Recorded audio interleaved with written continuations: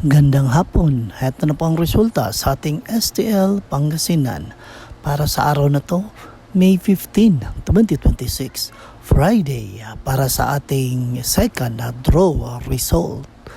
Maghanda na kayo at labas na ang mga STL tickets dahil eto na ang resulta ngayong hapon. At para naman po sa ating STL Pangasinan second draw result, ang resulta ngayong hapon ay ang kombinasyong ito. Shout out nga pala kay Maristela Ordanza at Ronaldo Jr. 42. Salamat po sa iyong suporta at panonood. Mag-ingat po kayo palagi. Okay? Don't forget to subscribe. Purple Green TV. Paki-like, share at comment po. Thank you. Ingat kayo palagi.